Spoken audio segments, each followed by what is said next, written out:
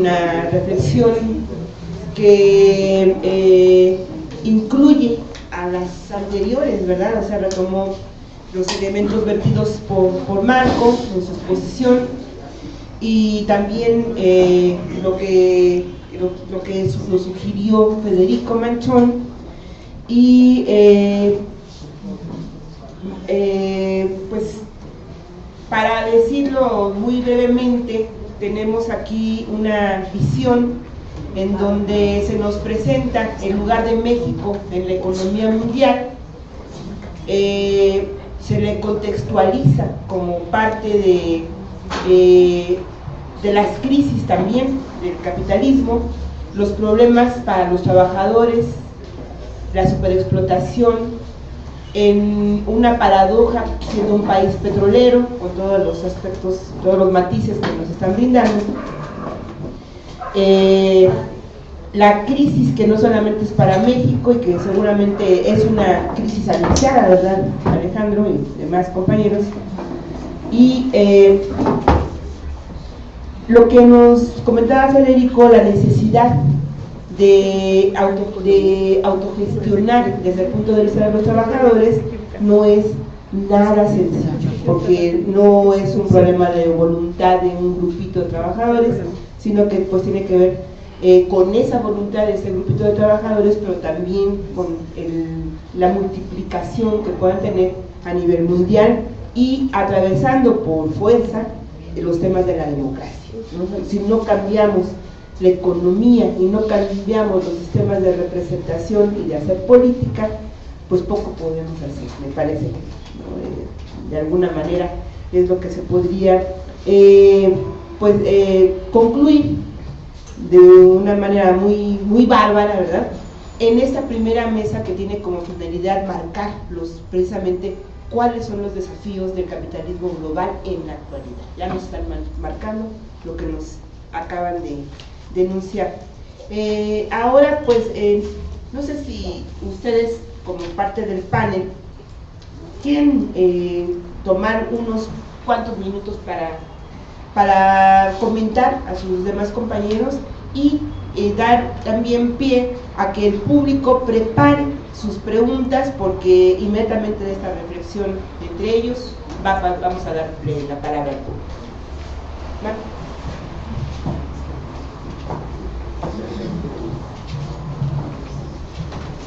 A mí me gustaría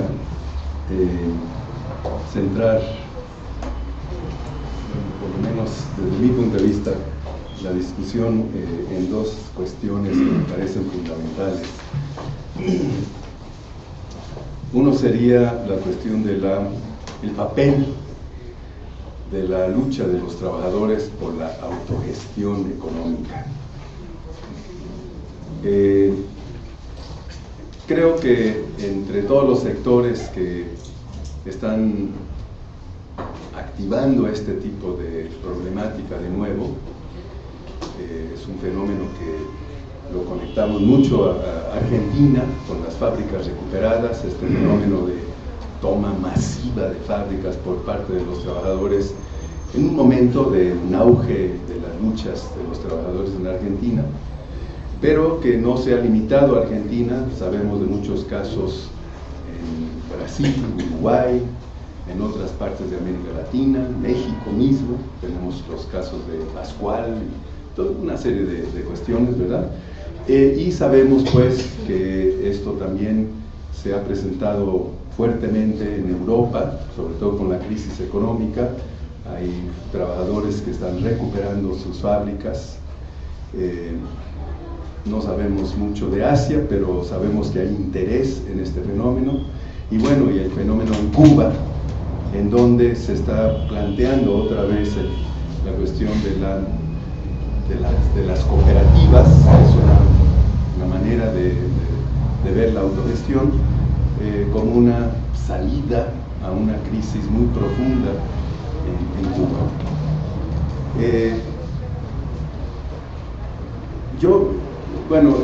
Nosotros, hay un debate interno entre todos estos sectores que están en esta cuestión. Y el debate pues tiene mucho que ver, desde mi punto de vista, con el anarquismo, nuevos planteamientos que hace esta tendencia socialista, una de tantas, ¿verdad?, sobre la posibilidad de la autogestión económica de los trabajadores. Hay tendencias anarquistas, hay tendencias socialdemócratas, hay toda clase de tendencias al interior de estas nuevas luchas que se están dando. Tomando en cuenta eso, quisiera decir dos cosas al respecto. Uno es que la forma como en México hemos intentado formular la cuestión, la hemos puesto como la lucha de los trabajadores por la autogestión de la economía de los trabajadores, siendo lo suficientemente amplios para que muchas corrientes se sientan representadas, tanto anarquistas como no anarquistas. Yo estoy muy de acuerdo en lo que dice Federico, en el sentido de que quizás en la tendencia anarquista, no sé, digo, estaría bien que hubiese un representante, ¿verdad?, de esa tendencia para poder debatir el tema. Esa es un poco la idea con estas mesas, ¿verdad?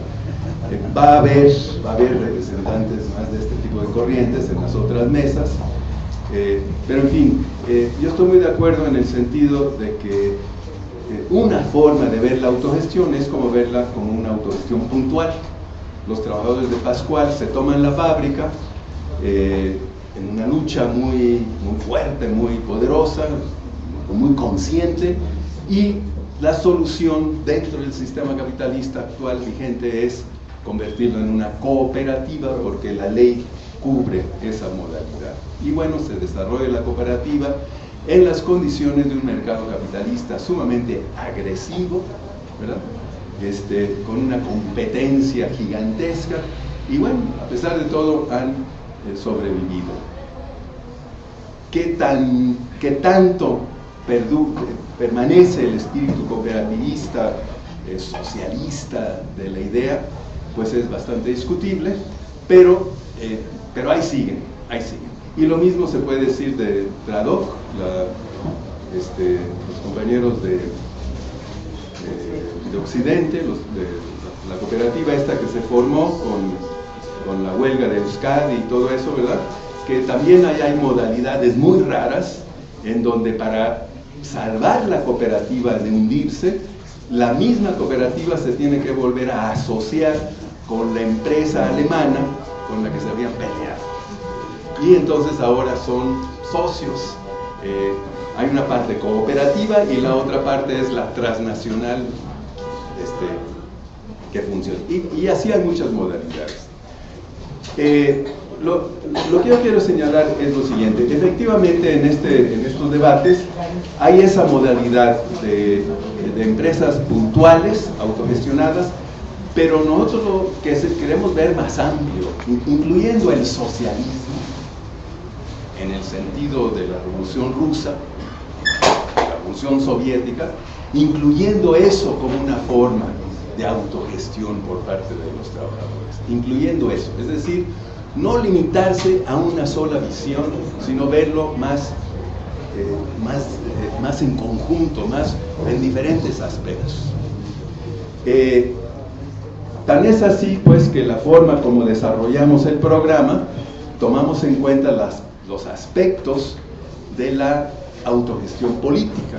Es una de las mesas, es la autogestión política, en donde la idea es debatir qué se entiende por la autogestión política de los trabajadores.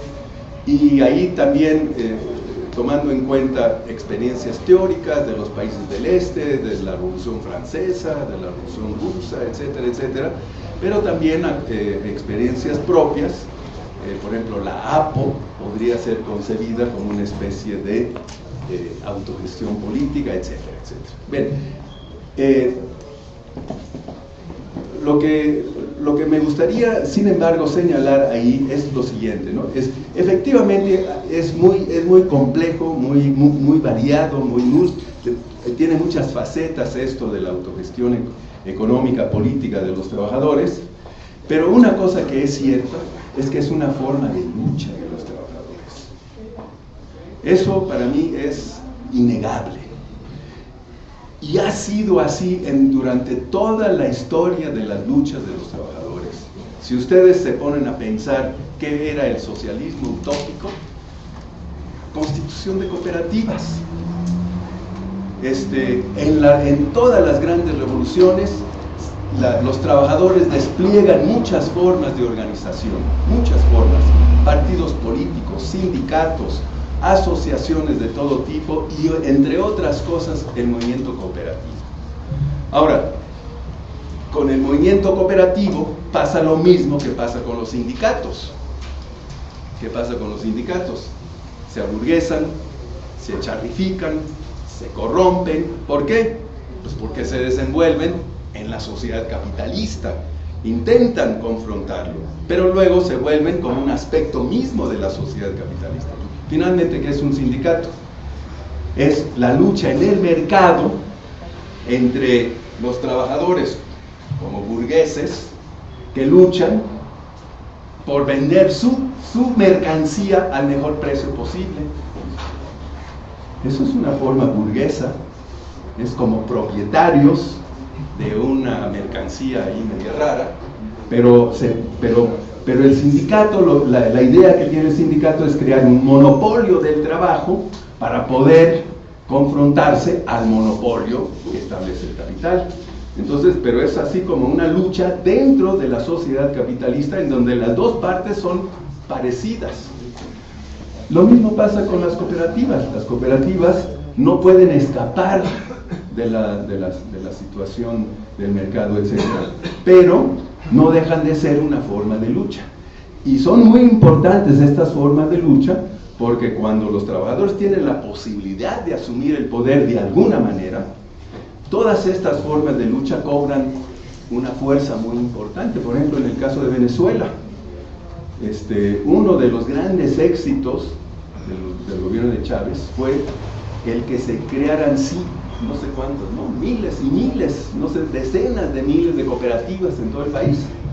O sea, una fuerza popular muy importante, muy grande, que ha sido uno de los respaldos más importantes de la revolución bolivariana, que desgraciadamente también tiende a descomponerse por todos los problemas estos que menciona Alejandro, ¿verdad? Los problemas del petróleo, la inserción de nuestros países en la economía mundial, lo que dice Federico, de que efectivamente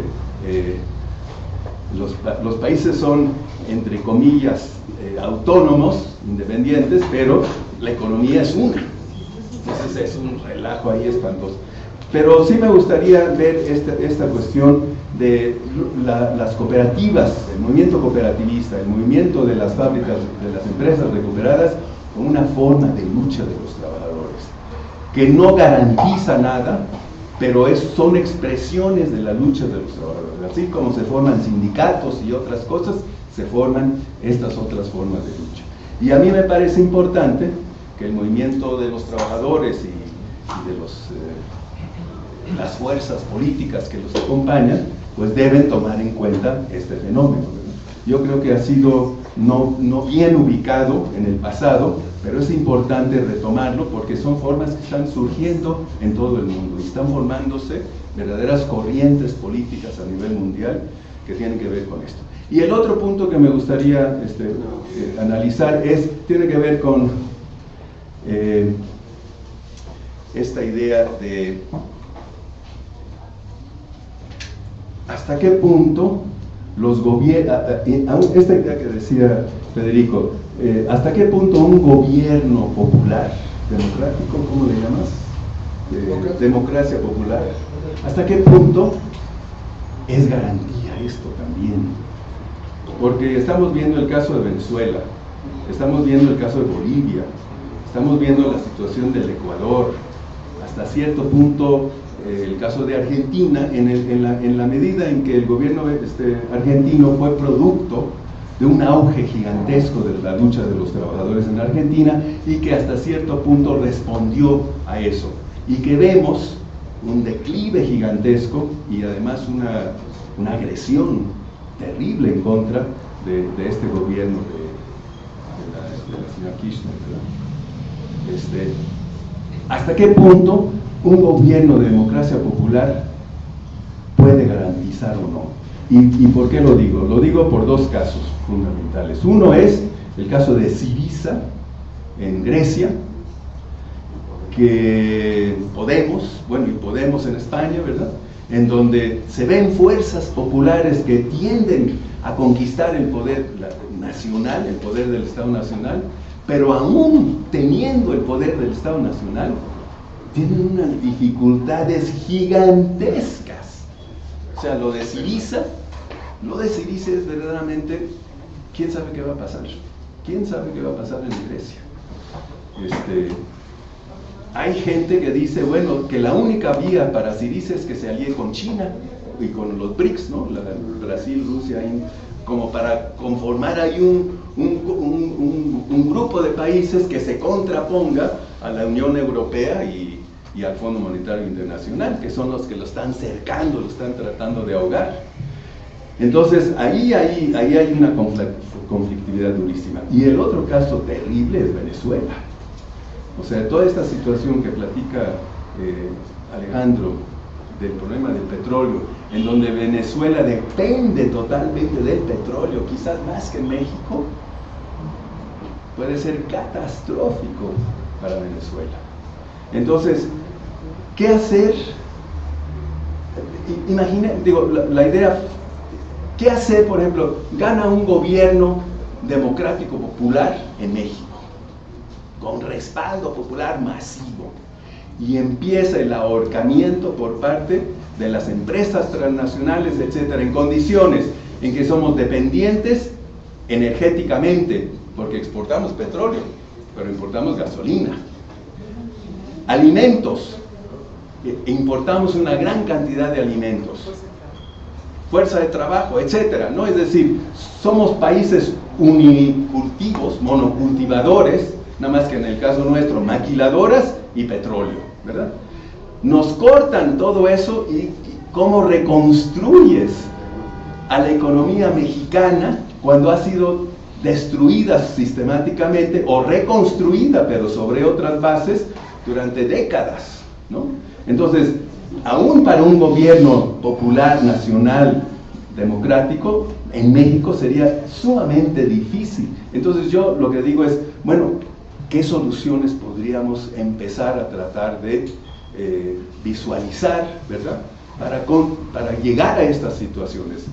Empezando por qué hacer frente a Syriza en Grecia y qué hacer frente al gobierno heredero de Chávez en Venezuela.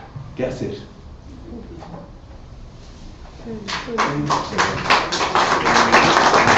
Bueno, la idea pues era un poco comunicarse, enriquecerse, ¿no? Pero lo que acaba de plantear Marco me parece que hay que seguir todas las conferencias para llegar a dilucidar algunas metas.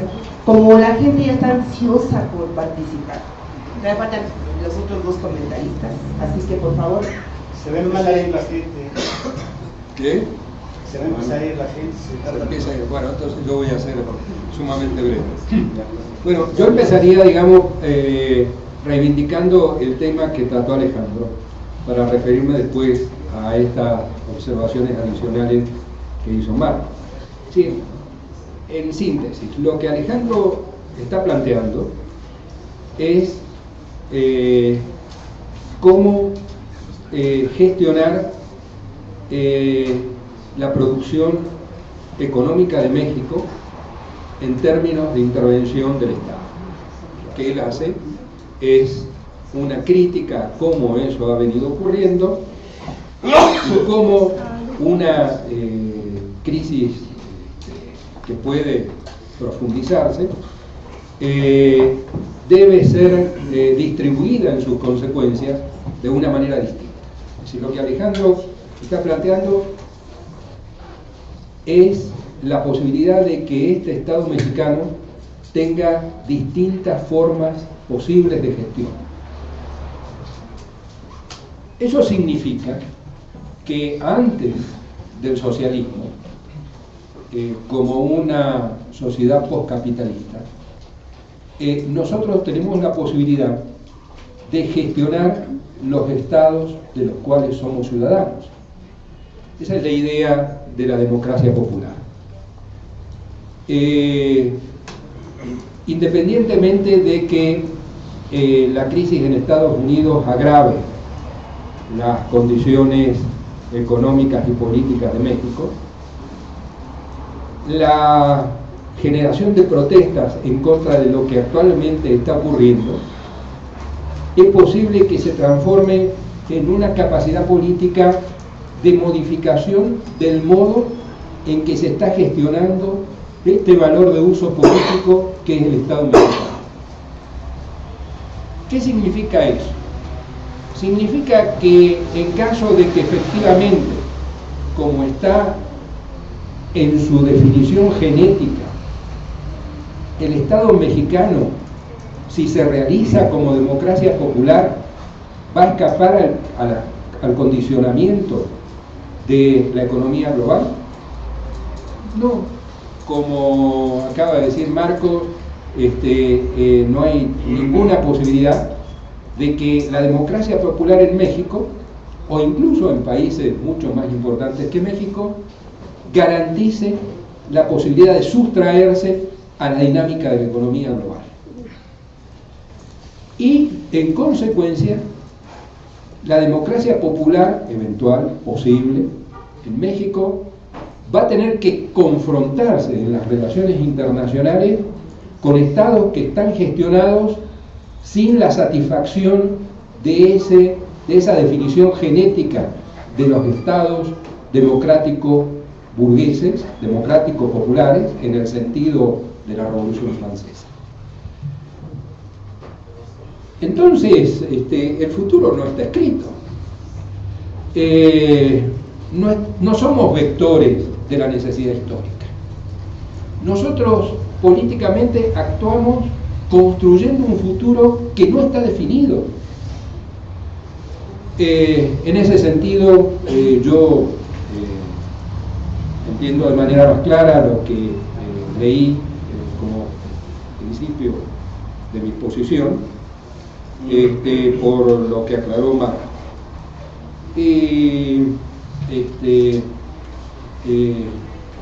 Acepto, es decir, que en esta explicación adicional, la idea que él tiene, que los organizadores de la mesa tienen, incluye la autogestión política del trabajo.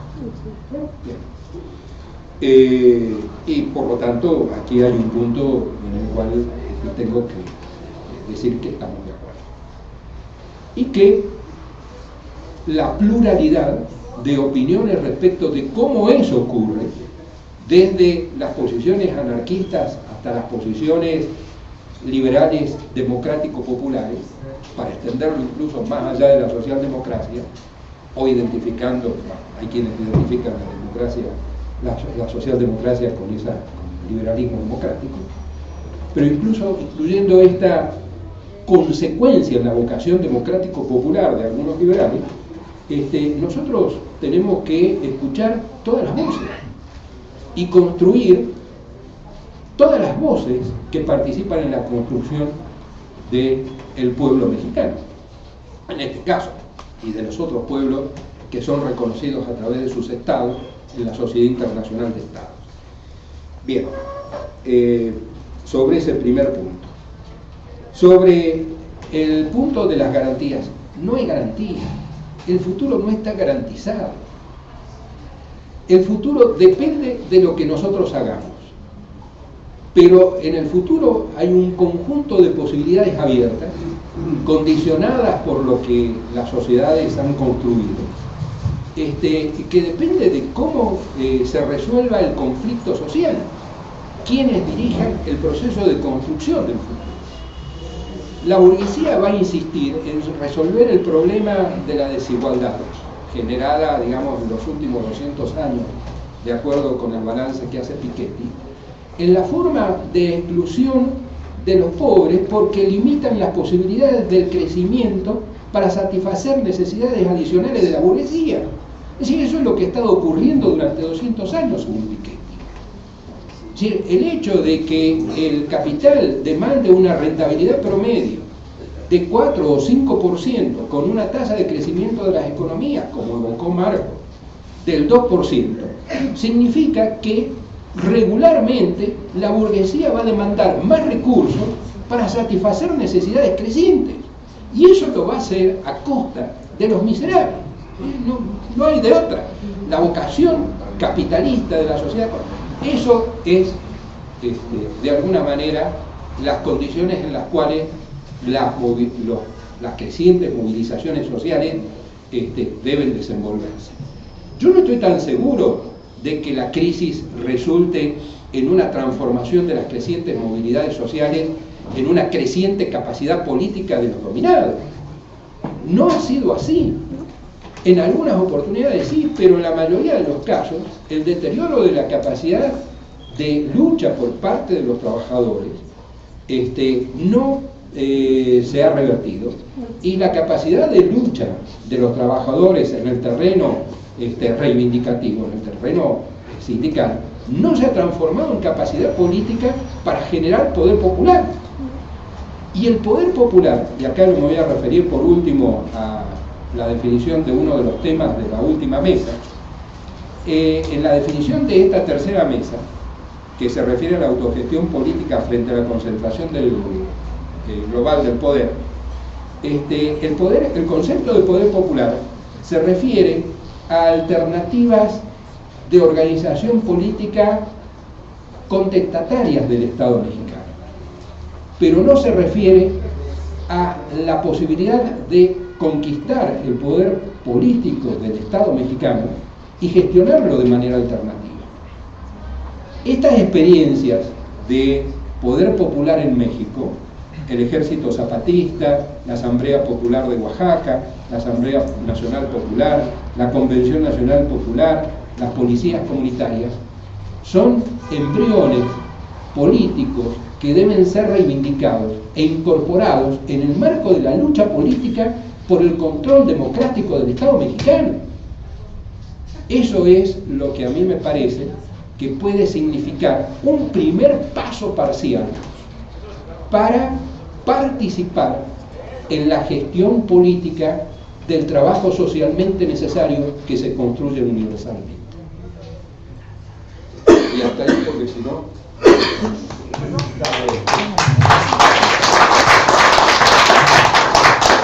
Bueno, yo ya rindo mi participación para que haya apertura al resto de la gente.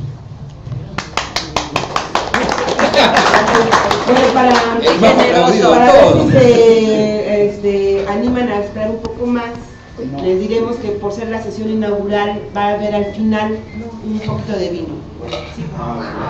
Entonces, le vamos a dar la palabra al público, por favor. A ver, si quieres de este lado, porque no alcanza. Que se paren, ¿no? El poder y su único objetivo es ganancia.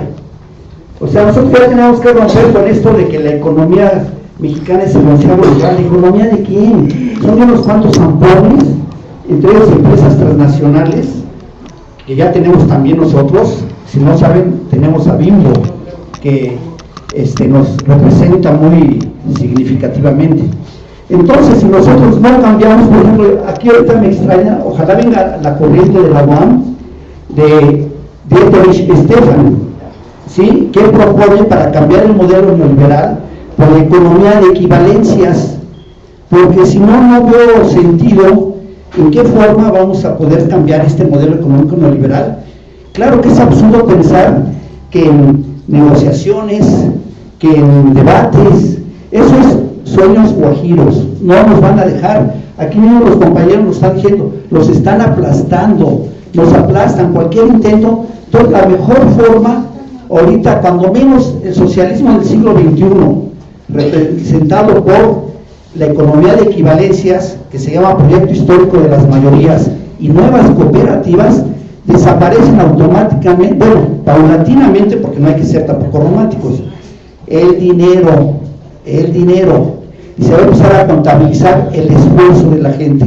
Entonces yo los invito, ojalá que esta mesa redonda tenga la oportunidad de invitar a gente que ya propone nuevos modelos sobre el modelo económico neoliberal, porque si no, pues ahorita me quedó la idea que todo es imposible. Tan es así que en todo el mundo ya hay bancos del tiempo, hay monedas comunitarias, aquí en mismo México, hay infinidad de cooperativas, de grupos solidarios que ya están haciendo su economía con fondos ciudadanos solidarios de ahorro y préstamo, que les han quitado el dinero a los bancos. O sea que sí hay formas de trabajar. Dicen que los pequeños esfuerzos pueden lograr grandes cambios. Entonces yo los invito a que retomemos nuevas alternativas de este modelo económico neoliberal.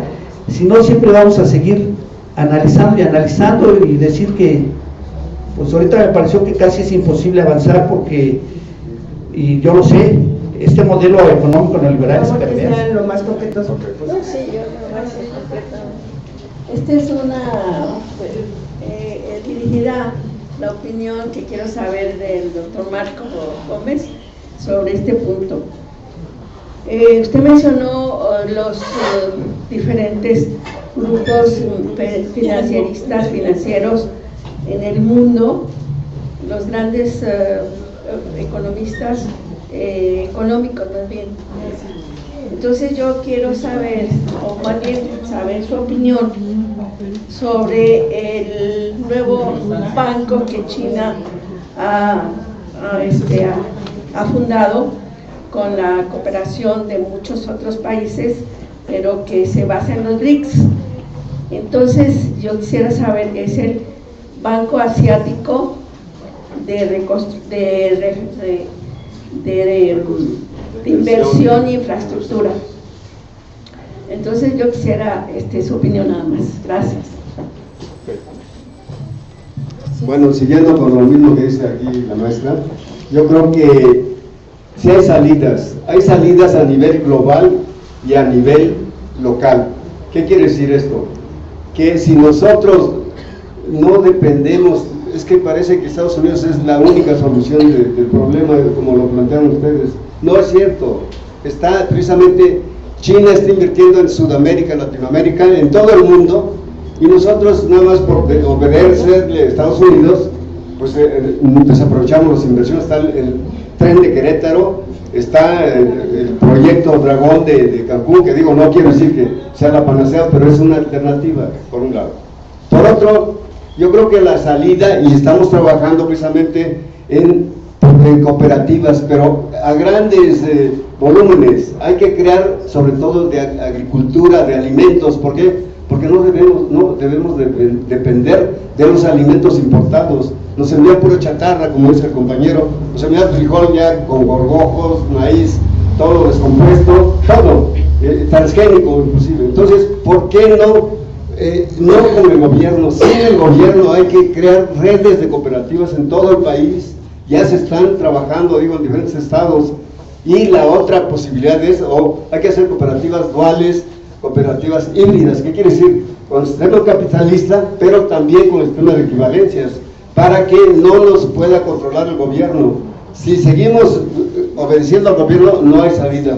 Y sí, sería bueno que mencionaran la alternativa del Banco Chino. El Banco Chino tiene $1,000 millones y va a sustituir al Banco Mundial, y así yo creo que China es una alternativa y no debemos de pensar solamente en Estados Unidos. Gracias.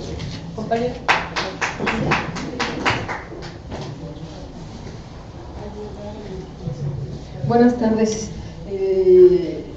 Ahora sí que Dios, los académicos y el pueblo decidimos hablar de dinero, ¿verdad? Entonces es importante que hagamos nosotros las cooperativas, porque a ellos les vale, allá están felices los de la asamblea con sus 33 millones, que pues salen a hacer campaña con sus 33 millones en la bolsa, ¿no? ¿Y quién se los dio? Pues el recorte a quién, a las cooperativas, eran 20 millones y ahora son 5 millones. Entonces, la ley general de cooperativismo no ha pasado. todo es en contra de la ciudadanía. ¿Quién lo tiene que hacer? Pues los dioses, el pueblo, nosotros, nosotras. Ellos no quieren hacer nada, ni dar dinero, ni apoyar, nos quieren matar de hambre. Eso necesitan, no necesitan votos, necesitan hambre, necesitan miseria, necesitan, eso necesitan. ¿Para qué? Para que nosotros vayamos y vendamos nuestro voto por 500 pesos o no sé cuánto vayan a dar, o un tinaco, o lo que te den por el día, para comer para la semana, ¿verdad? ¿Quién tiene que hacer eso? Pues nosotros vamos a hacer. Mancera no quiere hacer los consejos cooperativistas. A él le conviene matarnos de hambre, ¿no? Qué vergüenza, es nuestro líder, le hablamos con respeto, pero no nos apoya. Hay que invitarlo si quieren, o si queremos nosotros, ¿no? Pero debemos hacer ese consejo.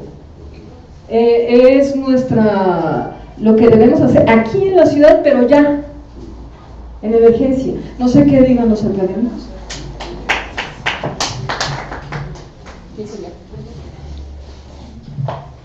Bueno, buenas noches. Es impresionante y creo que desde ahí tenemos que empezar a reflexionar. ¿Por qué en este tipo de espacios no hay jóvenes? ¿Por qué no podemos llegar a los jóvenes? ¿Qué es lo que está pasando? ¿Qué es lo que hay detrás? Que hay una brecha generacional. Hay jóvenes que se cuentan con la mano izquierda aquí en este espacio, reflexionando junto con ustedes. Entonces yo creo que ahí tendríamos una tarea enorme. ¿Qué es lo que pasó? Fíjense lo que es lo más chistoso. Yo me enteré de este espacio a partir del Facebook. Si yo no me hubiera metido al Facebook, que es una red social a partir del internet, no hubiera llegado acá. Eso es el primer punto. El segundo punto, bueno, se me adelantó el profesor Federico Manchón, porque ya está completamente dicho que Blackwater, que es uno de los ejércitos mercenarios más importantes, es de Monsanto. Van con todo. Y por lo tanto, es la pregunta, ¿por qué a nosotros se nos hace la boca chiquita empezar a cuestionarnos la seguridad en nuestras calles del Distrito Federal, para no irnos a Oaxaca, que tiene ejemplos muy importantes, para no irnos hasta Guerrero, hasta Chiapas, y entonces rompernos la cabeza por empezar a cuestionarnos la seguridad en nuestras calles, en nuestros barrios, en nuestras manzanas? Y desde ese punto de vista, claro que hay que aplaudir los esfuerzos del EZ, de la Policía Comunitaria, pero también deteniéndonos a saber y a reflexionar, a analizar que ahí adentro hay también fracciones y que hay también posiciones políticas que avanzan unas, otras se contrarrestan, etc. Y eso me abre la participación a hablar del Frente de Izquierda de los Trabajadores en Argentina. Allá están trabajando 3 partidos políticos que están avanzando con una línea política, eso sí lo tengo que decir, pero que es una línea política que va completamente por la toma del poder de los trabajadores en Argentina, pero poniendo énfasis en que la autogestión del trabajo, que ya mencionó el profesor Federico Manchón, tiene que llegar a la cuestión del mismo charrismo sindical. Nosotros no podemos ahorita estar debatiendo un gobierno de los trabajadores si no estamos promoviendo tirar completamente las cabezas de los líderes sindicales, CTM, CROM, CNC, etc. Y es una posición política clara, pero que nos la tenemos que empezar a cuestionar, a reflexionar y por lo tanto a activar políticamente, porque si no, no vamos a poder avanzar en posiciones claras y en posiciones primeramente anticapitalistas. Lamentablemente estamos menos de 40 personas en este espacio y tenemos que avanzar en posiciones anticapitalistas para después avanzar en posiciones socialistas. Muchas gracias. Doctor, bienvenido. A ver, por favor.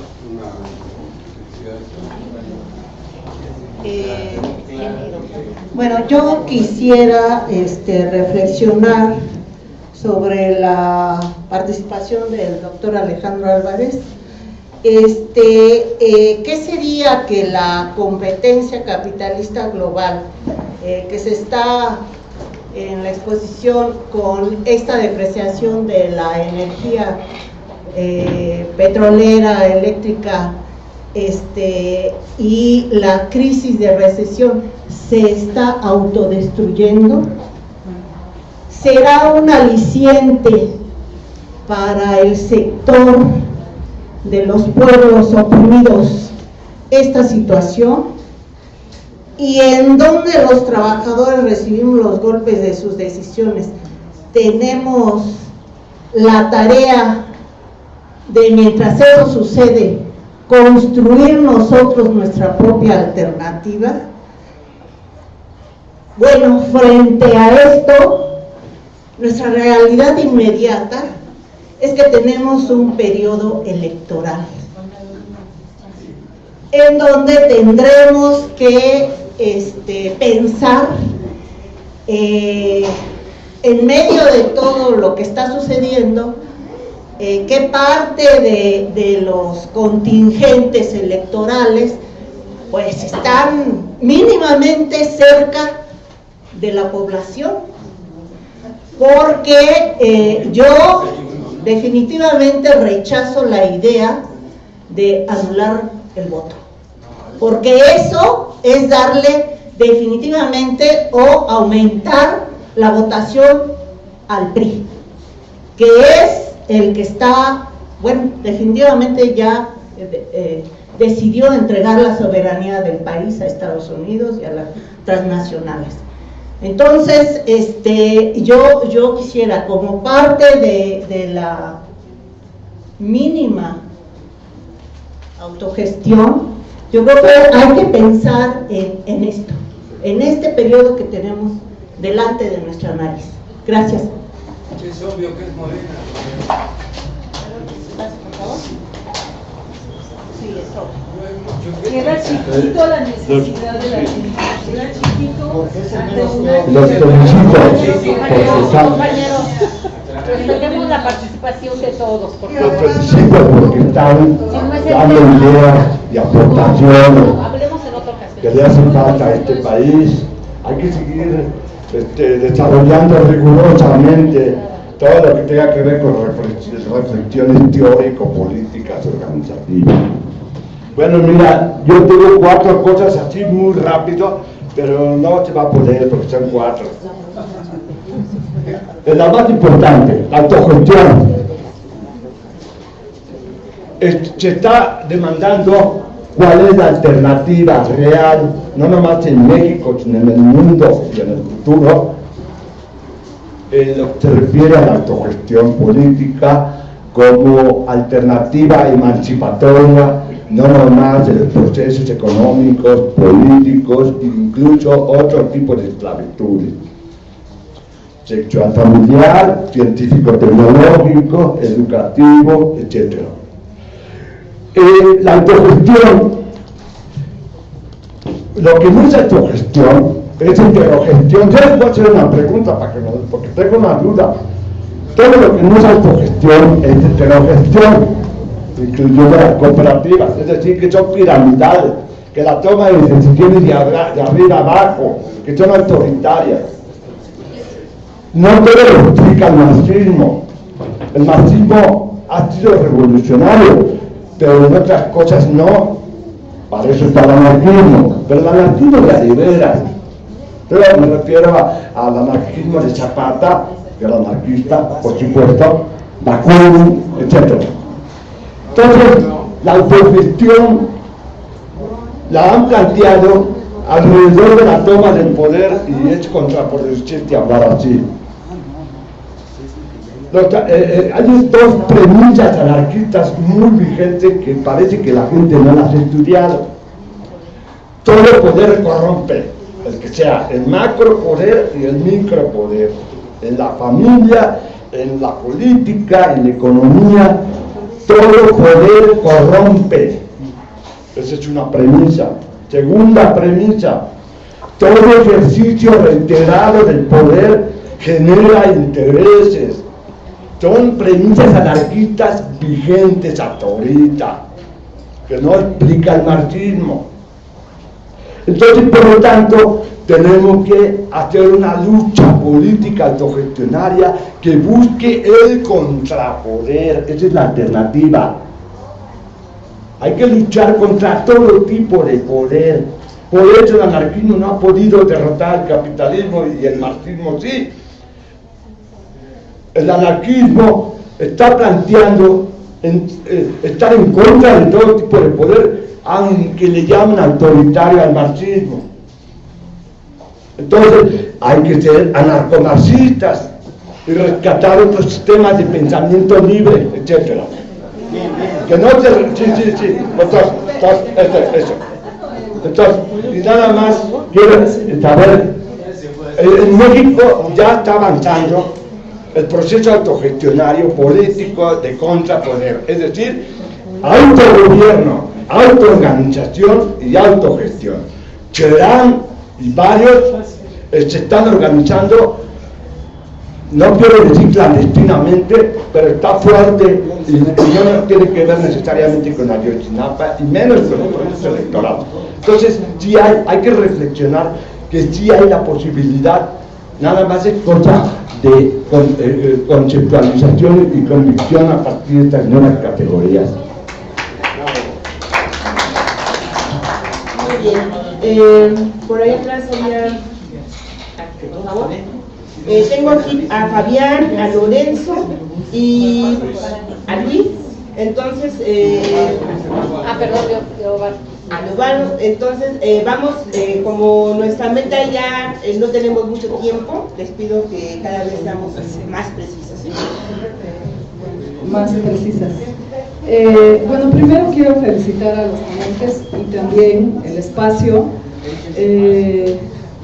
Yo sí creo que lo que comentaba el compañero, que sí hace falta mucha participación de los jóvenes, pero también sí creo también que hay una gran apatía y por supuesto eso tiene una razón de ser, ¿no? Que no debemos de perder de vista. Entonces, bueno, las preguntas son así muy tajantes porque ya no hay mucho tiempo. Se habla sobre los impactos del capitalismo, ¿no? En varias esferas de la sociedad, pero una de las cosas que yo no logré escuchar es cuál es el impacto del capitalismo global en México, específicamente con las mujeres, ¿no? ¿Por qué específicamente con las mujeres? Porque obviamente hay impactos diferenciales, ¿no? Entonces creo que eso sí valdría la pena, pues, como hablar o que se aborde en este espacio o en alguna otra ponencia. También se hablaban de desafíos, pero ¿qué desafíos hay para la clase trabajadora también en México? Y sé que ante toda esta adversidad debe de haber una luz, ¿no? ¿Por dónde debemos de seguir? Creo que sí, una autogestión de trabajadores, pero ¿qué entendemos cuando estamos hablando de autogestión de trabajadores, ¿no? Porque también todo esto, las grandes cúpulas de los sindicatos, pues se han vuelto de años y años negocios y negocios. Entonces, como para que se vaya trabajando o se retome esta autogestión de trabajadores, ¿qué elementos debe mínimos llevar? Y la otra, a ver, ¿cuáles son también? Porque también escuchaba que se hablaban de los costos financieros, ¿no? Que tiene la sociedad, pero también cuáles son los costos humanos, ¿no? Que seguiremos pagando los ciudadanos por los malos manejos de los gobiernos y las reformas. Sí, bueno, la verdad es por estas participaciones que ustedes están virtiendo que a grupos como los nuestros de académicos nos es sumamente importante, ¿no? Y me parece que este contacto pues es imprescindible, así que qué bueno que haya estas participaciones. ¿Quién seguía? A ver, por favor. Espero que yo. Gracias. Antes que nada, muchas gracias por estar nuevamente con nosotros, nos sentimos muy complacidos por ello. Yo quiero ser muy concreto con respecto a mi pregunta. Tiene que ver con la idea de la autogestión política para recuperar digamos, el control sobre el trabajo socialmente necesario. Hay diversas experiencias, ya los comentaban aquí los compañeros, en Cherán, en México, ¿no? En Ayotzinapa, en fin, me parece ya una tendencia, una corriente que comienza a plantearse esa posibilidad. Pero creo que existen también otras tendencias que valdría la pena reconocer. Aquí mismo se comentaba la tendencia a la informalización del trabajo. Incluso hay autores, profesores que comentan la conveniencia de pensar, por ejemplo, en un ingreso universal, es decir, plantear nuevos esquemas frente al problema como respuesta a la crisis del capitalismo. Pero mi pregunta se centra básicamente, entonces no existía, no conviene hacer una revisión precisamente de los cambios que ha venido teniendo el trabajo socialmente necesario, es decir, ¿somos los mismos que hace 40 o 50 años? ¿O en qué hemos cambiado? Es decir, de alguna manera me parece relevante poder hacer una ponderación de las transformaciones, precisamente para poder aterrizar con mayor claridad los retos que tenemos y la necesidad de formular propuestas de participación y de construcción de una autogestión política. Gracias. ¿Javier? Lorenzo. Buenas noches. Pues yo soy representante de una cooperativa. Ese rato escuchaba de que no se forman los consejos. Los consejos sí están, pero son consejos charros, vamos a llamarle así. En mi caso está la delegación Tlalpan. Habemos más de 130 y tantas cooperativas. El programa cooperativismo tomó auge en el 2006, 2004, con un programa donde se iban a elaborar 2.600.000 uniformes escolares que da gratuito el gobierno, y se viene el auge de las cooperativas. Yo hoy les digo que ya no hagamos más cooperativas, que hagamos cooperativistas, porque no conocemos el concepto de cooperativismo. Nos han mandado como a unos, bueno, en mi caso particular, como a 100 cursos. 100 cursos que no sirven para nada. Me mandan cursos de administración cuando no tengo que administrar. Nosotros formamos una organización cooperativista y luchamos mucho por los consejos. Hoy en la actualidad seguimos luchando con el gobierno del GDF porque hay muchas compras concentradas y queremos que nos den la entrada a ese, o sea, estamos pidiendo trabajo. Benito Mirón dijo que tenía cooperativas de más de 1000 gentes. Esa es una mentira. La otra cosa, yo propuse en un foro, ¿por qué no se hacía el banco cooperativista? Pero no financiero, sino del mismo cooperativista apoyado por el gobierno, que tiene, la Secretaría del Trabajo tiene anualmente 20 millones de pesos para apoyo a cooperativas. Las delegaciones por ley tienen 3 millones. Estoy hablando del Distrito Federal. O sea, con eso podríamos juntar en un año, en lugar de apoyos o el paternalismo, podríamos juntar 68 millones de pesos para poder competir con la iniciativa privada a las compras concentradas del gobierno, como son chalecos, uniformes, tiene una infinidad de vestuario. Hablo de los textiles, pero también hay de servicios.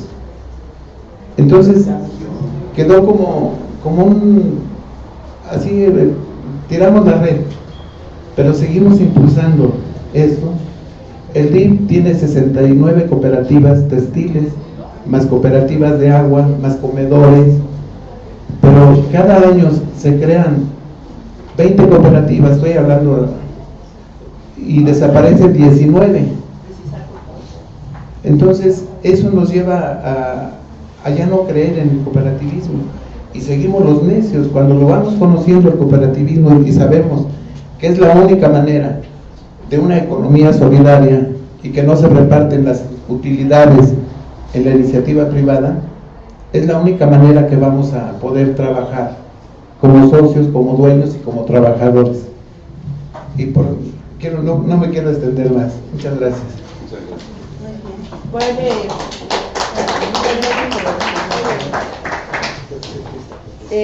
Lo invitamos y también al resto, en eventos tan concretos, a que participe en nuestra tercera sesión sobre este tema de cooperativismo.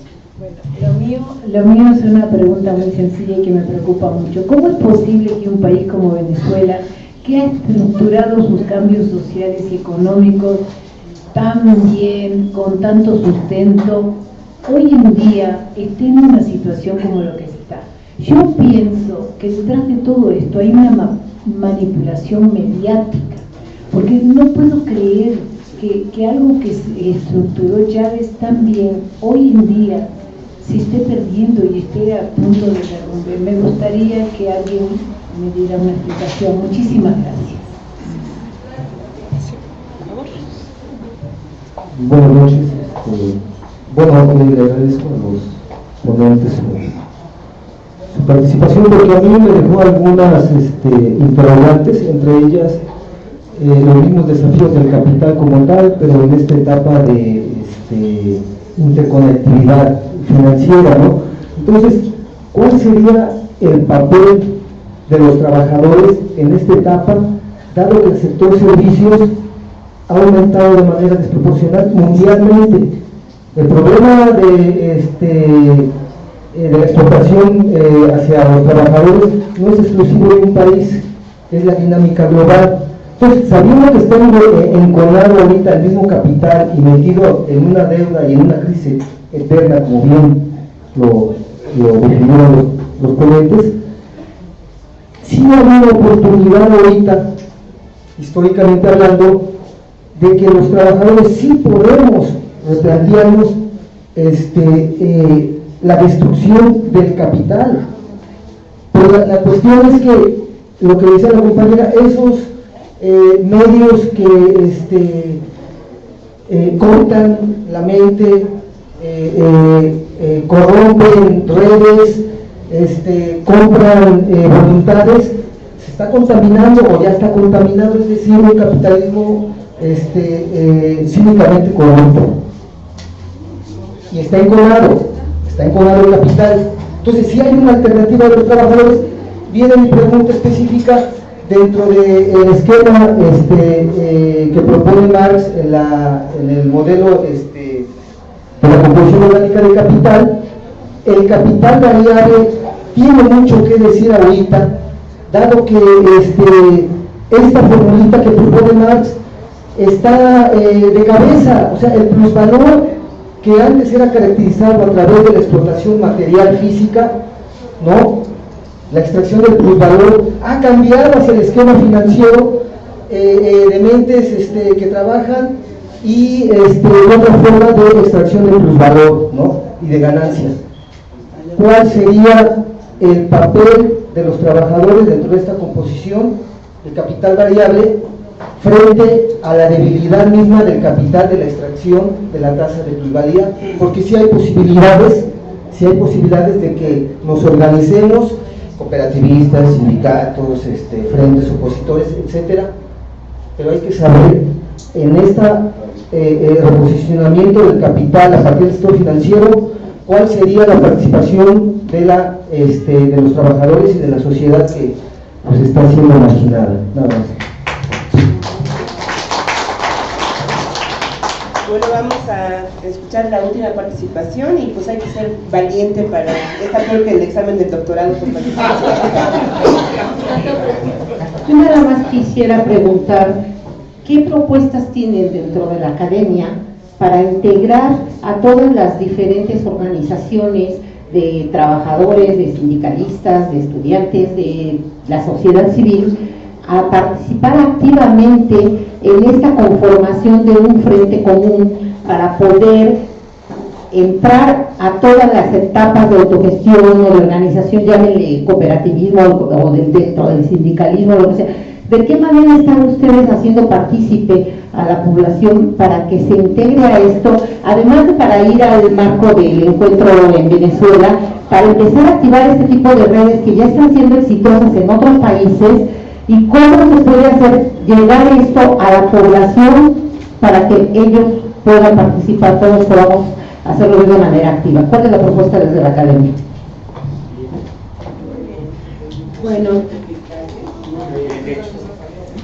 Bueno, pues ahora ya que estamos en la etapa ya final, ahora sí vamos a poner un límite de tiempo. Vamos a ver, el principal desafío de esta sesión va a ser cómo van a sintetizar sus respuestas en este intercambio los ponentes, a quienes de antemano les agradecemos el prestarse. No es nada sencillo este tipo de intercambio, lo deseamos, pero luego le andamos sacando la verdad. Bueno, entonces 5 minutos máximo cada uno para que ya pasemos al brindis final.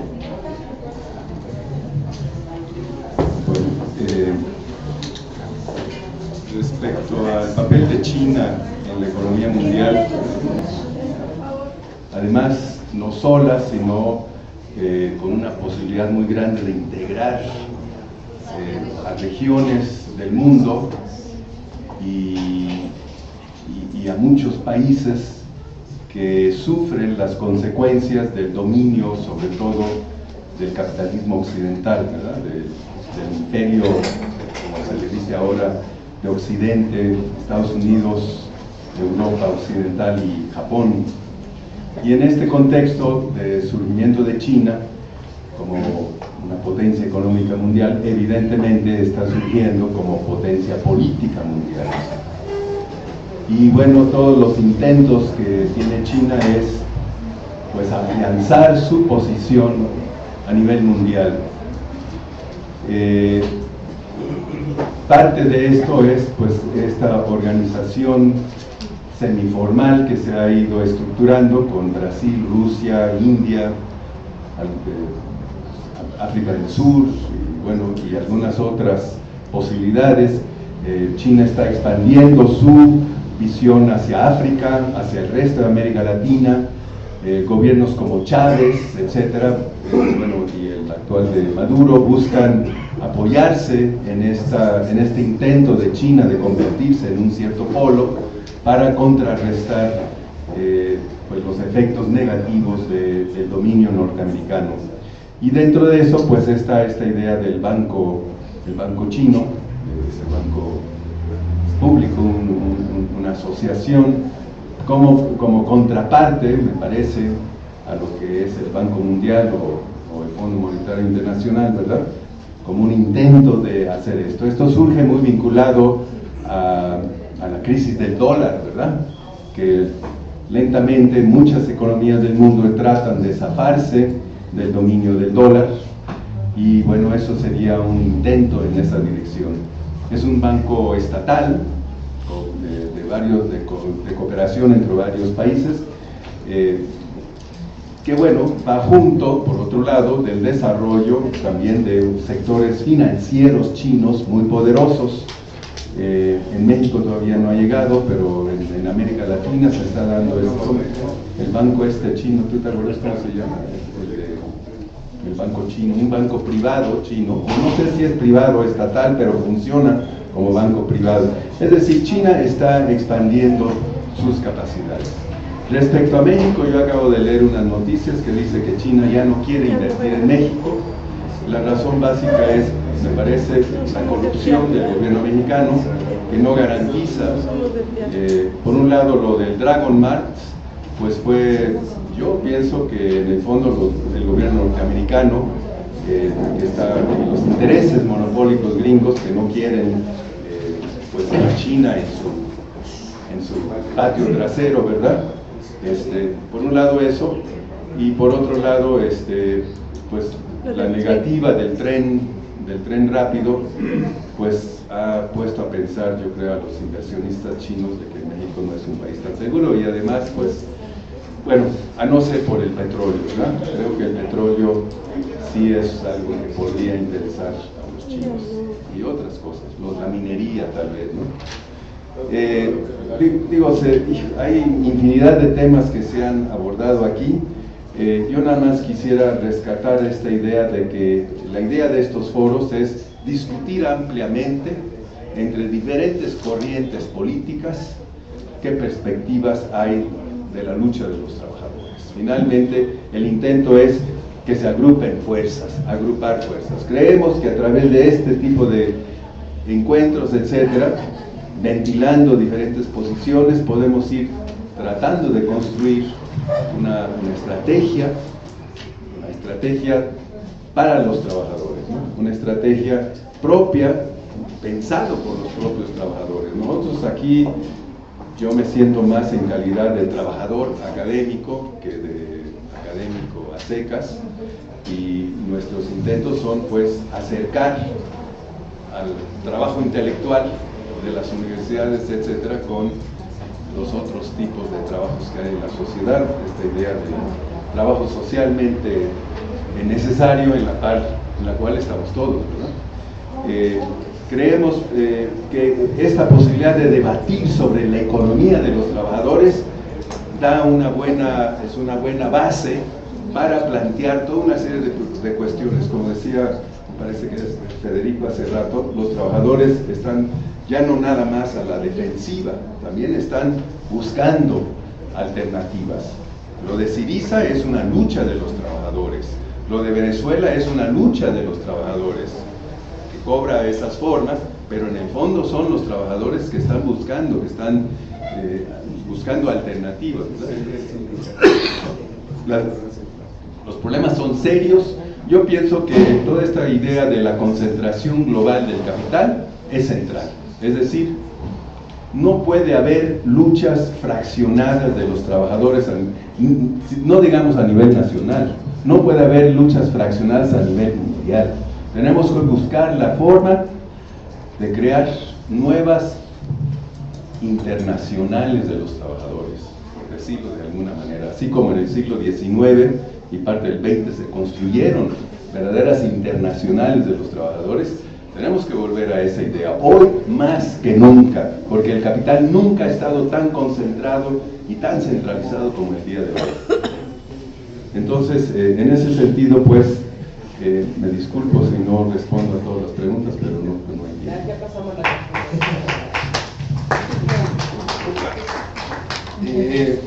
bueno, yo creo que hay preguntas que no se pueden responder en tan poco espacio, ¿no? La pregunta acerca, por ejemplo, de las posibilidades que tienen los trabajadores como capital variable por el desarrollo del sector financiero requeriría una conversación mucho más larga. No creo que ahí yo pueda dar ninguna respuesta.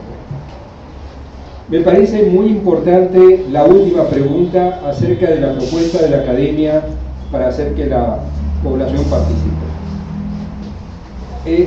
Hay un vicio que proviene, digamos, de una deformación de la interpretación del conocimiento, que es la idea de que la academia piensa lo que debe hacer la población. Es exactamente al revés. Es decir, en la academia lo que nosotros hacemos es pensar como un trabajo específico lo que la sociedad hace. La sociedad no necesita la academia para moverse.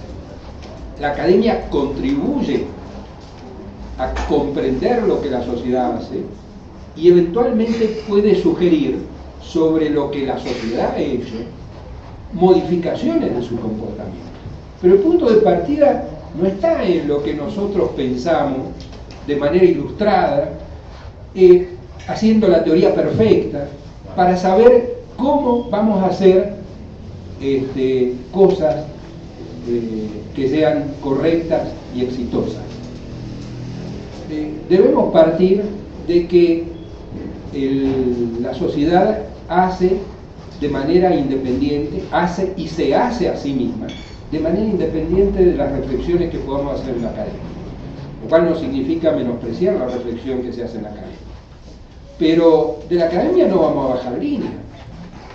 Es decir, esa idea de que la academia pueda, lucubrando teóricamente, lograr darle la solución a los problemas de la sociedad, es una idea equivocada. Las reflexiones en la academia son dependientes de las prácticas sociales. Y nosotros podemos hacer un aporte limitado sobre la explicación y las posibles alternativas de modificación de las prácticas sociales, pero siempre somos dependientes en la academia de lo que hace la sociedad.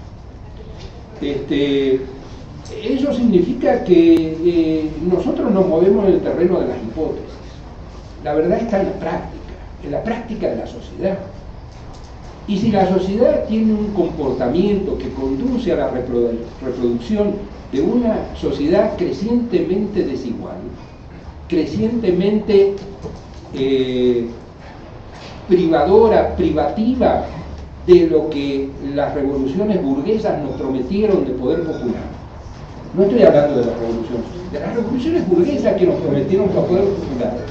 Bueno, la academia no puede cambiar el rumbo por sí misma, ni puede generar una idea que sea la meta del planeta para saber cómo este planeta se transforma, ¿no? Yo en ese sentido reivindico lo que acaba de decir Marco, es decir, estas discusiones son discusiones que probablemente ustedes vean como parte de un enriquecimiento personal, a partir de lo que nosotros reflexionamos, pero para nosotros son un recurso indispensable para reflexionar en la Torre de Marfil, en una Torre de Marfil que tiene que construir una perspectiva autocrítica para dejar de pensar que piensa la neta del planeta. Bien, por eso me parece importante invertir los términos del asunto. Nosotros podemos aquí limitadamente decir algunas cosas sobre lo que en la sociedad se hace, pero no hacemos más que reflexionar lo que la sociedad ha reflexionado y ha hecho ya. Bien, esa es una primera pregunta a la que quería referir. Segunda pregunta a la que quiero referir. Hay un debate acerca de las condiciones actuales de las experiencias venezolana y boliviana. Mi impresión, son experiencias que no conozco en detalle, pero conozco, me parece, lo suficiente como para opinar, no está ni en una manipulación mediática, que desde luego existe, pero creo que los problemas que enfrentan esas experiencias son reales, son experiencias políticas contestatarias de un modo de relacionamiento internacional de dominación. Creo que efectivamente ha habido errores en esas conducciones, pero no estoy de acuerdo con la idea de que esos errores se hayan motivado en la no aplicación de una economía de equivalencia. Esa propuesta de Dietrich es una propuesta digamos, metodológicamente nacionalista, que no resuelve el problema de las equivalencias a nivel global, porque las equivalencias a nivel global están definidas por las equivalencias del mercado capitalista. Entonces, pretender sustituir en una experiencia limitada de países medianos o pequeños por una economía de equivalencia, bueno, solamente se le puede ocurrir a un nacionalista metodológico. Anticipo la crítica, ojalá se discuta en la última sesión. Sí será.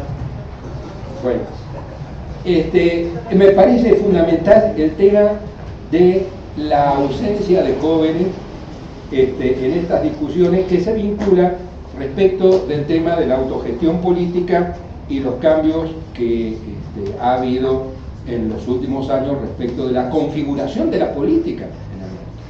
La configuración de la política actual con estar dentro de los andariveles, dentro del marco de una democracia popular, ha implicado cambios muy importantes que a mí me parece que tienen que ver con un proceso de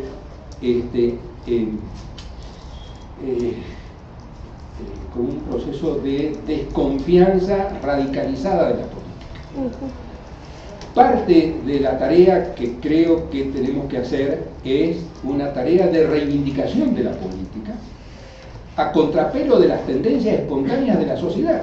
¿Sí? Esta sociedad, digamos, conduce en la medida en que la política se conduce para el mejoramiento relativo de los más ricos y el empobrecimiento relativo de los más pobres, conduce inevitablemente a la desconfianza y a la desilusión de la práctica política. Es decir, contrarrestar esa tendencia espontánea de la sociedad capitalista administrada, entre comillas, por sociedades democráticas, bueno, es un trabajo que, como toda actividad, es falible, y no tengo ninguna esperanza en que pueda ser exitoso si no somos capaces de construir fuerzas sociales que modifiquen políticamente el modo de conducción de la sociedad.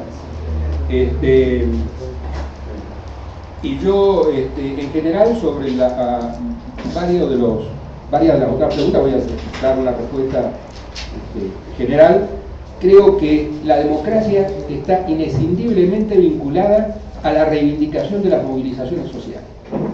Es decir, una democracia popular debe reivindicar las movilizaciones sociales como un ingrediente necesario de la modificación de las condiciones de definición política de la sociedad. Por lo tanto, cooperativas, recuperación de sindicatos, generación de instancias de gestión política alternativas a un Estado antidemocrático son formas de generar pasos hacia la conquista del poder popular. Bien, ahí también. A ver, yo quiero, por supuesto que hay una colección de preguntas que no nos pueden abordar con profundidad, pero una primera cosa, no estoy de acuerdo con que haya apatía de los jóvenes. Aquí no hay jóvenes porque los jóvenes están en las escuelas, y en las escuelas hay todos los días 30 reuniones como esta. Entonces, no tiene que venir aquí. Esa es una diferencia enorme. Si ustedes revisan, hay reuniones en las escuelas, hay seminarios, hay talleres, hay conferencias, hay debates, hay N cosas, ¿no? O sea, y ahí está lleno de jóvenes. No podemos decir que haya apatía de jóvenes si estamos viviendo la jornada más larga de movilizaciones de que se tenga memoria. Tenemos 7 meses de movilizaciones y centralmente son jóvenes, aunque las marchas son multigeneracionales. No hay brecha generacional, no hay. Hay una movilización que articula las cosas entre la generación mía, que es la 68, y los chamacos que andan haciendo su primera participación.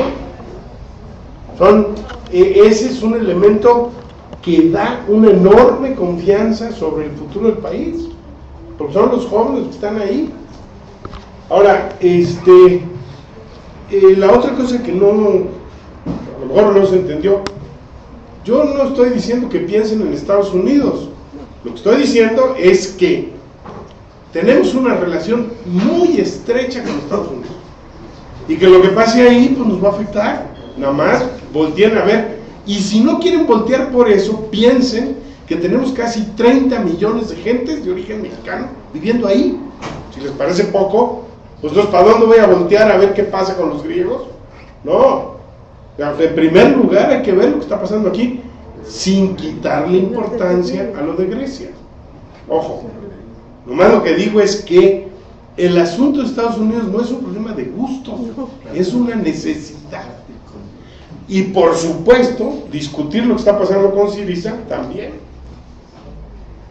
Ese es un problema. Ahora, ese es parte del cambio en la situación. Ahora tenemos que saber de una cantidad de cosas que antes ni nos enterábamos. Ese es un cambio.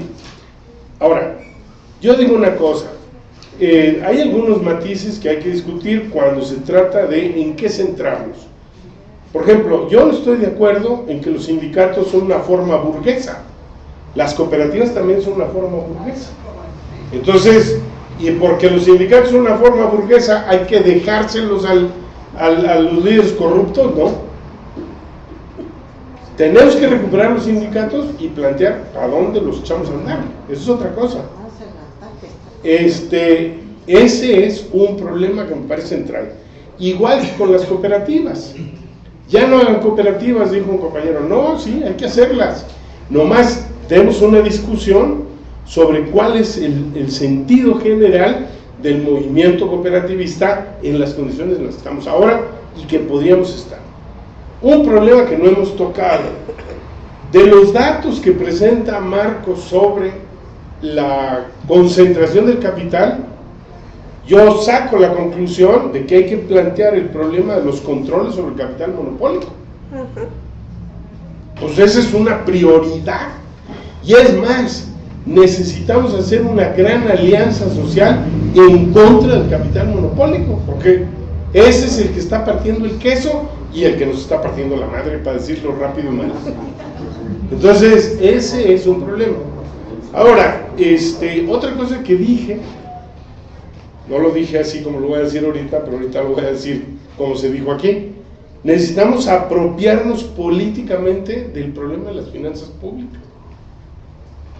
¿Cómo se distribuyen los impuestos? ¿Quién paga y quién no paga? ¿Quién está haciendo loco? Y el gasto, pues no puede ser que la austeridad siga viniendo. Dicen, estamos blindados porque tenemos 195 mil millones de dólares. ¿Y para qué los van a usar? Si decimos que hay que crear empleos, se dice que no, que para eso no sirven. Y entonces los van a usar para rescatar financieristas que se vayan al carajo. Eso ya no puede ser. Entonces, este es el problema central. Es decir, cómo retomamos el control público de las finanzas públicas. Uno. Y dos, cómo retomamos el control público de los recursos naturales. Y aquí lo volvieron a repetir. Energía, recursos como el agua y alimentos. Punto. No le damos vuelta. Un último asunto que me parece que es muy importante. Digamos, ¿qué propuestas hay para formar un frente común? Miren, se están haciendo frentes comunes en muchas cosas. Se proponen frentes comunes para repudiar las elecciones. Discutamos seriamente si eso es posible o no. Anular el voto y que tenga significado nacional implicaría tener un equipo de 250,000 de activistas para poder ver que sí, efectivamente, dónde se anula el voto. ¿Está eso o no está? Entonces, si en Guerrero quieren anular el voto, que lo anulen, pero eso no es una estrategia nacional, punto. Y la otra cosa es, una compañera decía, es que Morena no levanta. Pues no lo levanta, pero de todo lo que tenemos enfrente hay algunas cosas que se pueden aprovechar de Morena, punto. Es el menos peor. Entonces, bueno, entremos al debate político con estas cosas como estamos. No le busquemos mucha formalización, porque no se puede. Estamos en una situación en donde hemos acumulado una cantidad de derrotas y una cantidad de defecciones. Tenemos partidos que se decían de izquierda que ya no son de izquierda. Se han convertido en parte de la élite paraestatal y están recibiendo recursos y están manipulando y comprando votos igual que los priistas. Entonces, bueno, yo digo, la agenda está muy clara. Uno de los problemas centrales es cómo defendemos la democracia popular en las elecciones, fuera de las elecciones, en las escuelas, en las fábricas, en los sindicatos, en las asociaciones civiles. Cómo sacamos adelante la agenda de género, porque ese es un problema. Tenemos una sociedad estructuralmente machista. Bueno, pues a ver, ¿cómo la vamos a sacar? Y eso no tiene que esperar que llegue el socialismo. O le entramos ahorita o no le entramos. Entonces, esta agenda es una agenda que está relativamente clara. No tenemos el mismo criterio. Hay que entrar en la discusión. ¿Qué onda con los sindicatos? ¿Qué onda con las cooperativas? ¿Qué onda con el programa antimonopólico? ¿Qué onda con la gestión democrática de las finanzas públicas? ¿Qué onda? 5 o 6 cosas, y con eso tenemos para un buen rato. Mi argumento es mostrar cómo se cayó la falsa promesa de un auge petrolero. Yo les voy a decir otra cosa: ya no va a haber auge petrolero.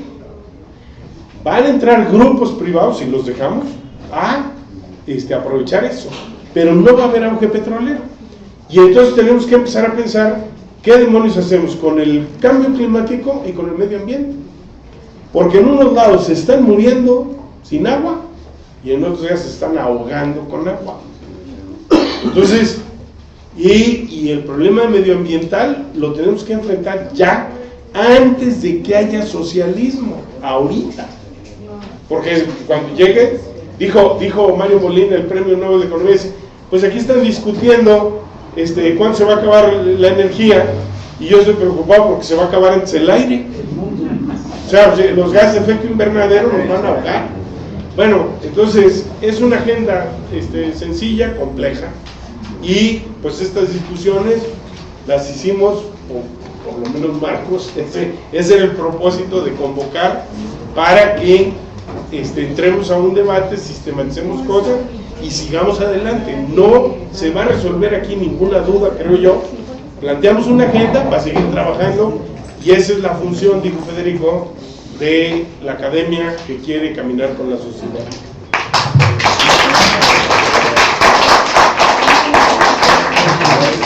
Bueno, pues con estas participaciones pues concluimos esta primera sesión. Remarcamos que es la primera sesión.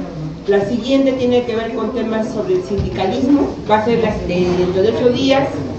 Después sigue el 20 de mayo otra sesión que tiene que ver con el tema de las cooperativas, el comercio justo, etcétera.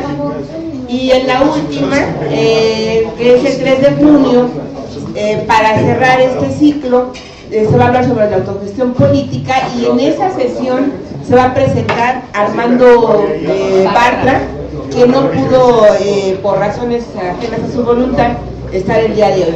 Así que vamos a pasar a compartir entonces, y gracias por la generosidad de este espacio tan noble que hay que también cuidar, nutrir, y gracias a todos ustedes.